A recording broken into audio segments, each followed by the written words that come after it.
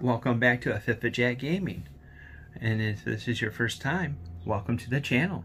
Today our deck tech is jumping us over to the Magic the Gathering realm, specifically the modern format. Today's deck is going to be Titan Shift. The idea of this deck is to ramp, then ramp harder, and then harder, to be able to get your Valakut to be able to do more damage over to it to burn out the other opponent, or to be able to have your Field of the Dead make a bunch of zombies. Or the backup plan is you always got the big old beat stick of Prime Titan to be able to finish that game. Without further ado, let's jump over to the main board of the deck. Coming in at the sorcery spot, we have 13 cards altogether, 4 of which is Search for Tomorrow. Costs 1 green and 2. But with Sorcerer Tomorrow, it has this little thing called Suspend, which we can wait 2 turns for 1 mana. The card allows us to search our library for a basic land and put it on the battlefield. And then shuffle your library. Then we have 3 different Explorers, which costs 1 green and 1. You may play additional land this turn. Draw a card.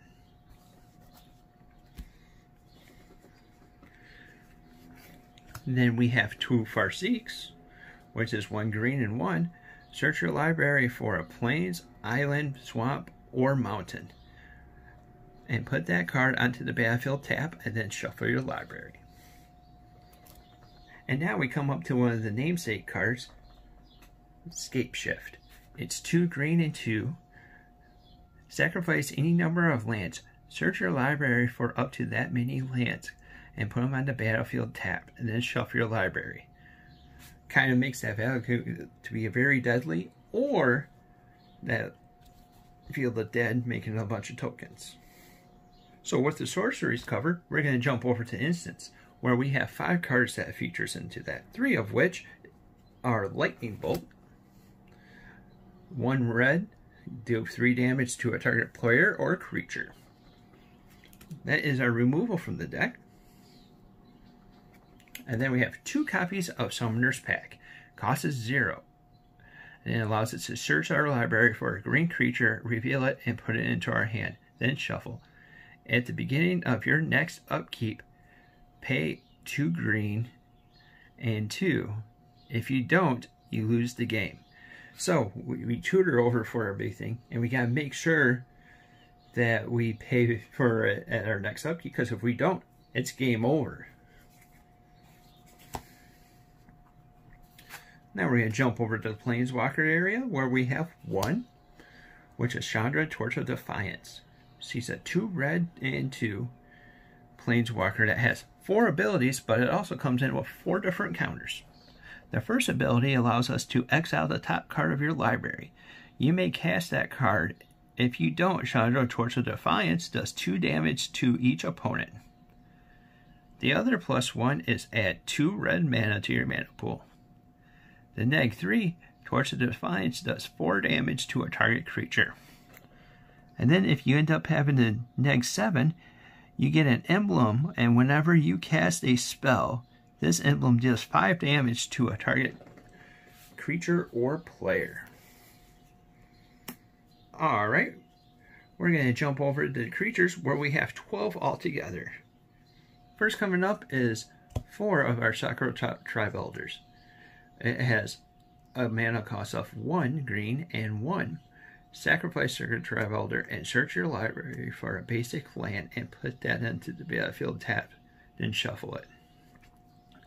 So we have a little bit of shenanigans with it, because we can come over here, block, and then in response sack them over there and fetch a land to blank out any kind of damage, so they wouldn't give you any life gain.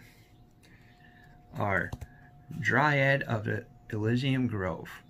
It's a 2 mana and 1 forest. An enchantment creature. You may pay in it, or you may play an additional land each turn. You may play an additional land each of your turns. Lands you control have every basic type in addition to the other types. So this is allowing like something like our forest to become a mountain, which plays a big role later on with our Valakut. The next 4 of is our Big Daddy beat stick of Primeval Titan, aka Prime Time. It's one of the other namesake card of our deck. It costs 2 green and 4, so 6 altogether. It has trample, and whenever Primeval Titan enters the battlefield or attacks, you may search your library for up to 2 land cards. That's right, it's not limited basic lands or anything like that. It's 2 lands, so we could end up getting our Valakut or Field of the Dead or anything else that we end up needing to put up. We get to put them on the battlefield, tapped, and then shuffle our library. I love the flavor text on this. When nature calls, run. He's a 6/6 big old beater.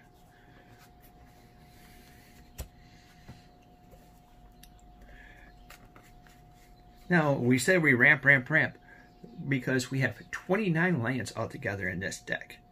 2 of which are snow-covered mountains, 1 snow-covered forest, 1 forest, followed by 7 mountains,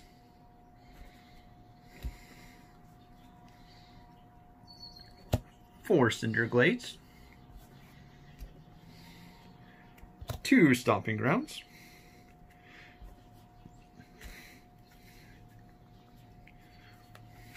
2 castle of Garen Briggs, which also come into play tapped unless we control a forest. Tap it to add a green, and then that also has it where we could pay 4 to add 6 mana to be able to cast any creature spells or activate abilities of creature spells.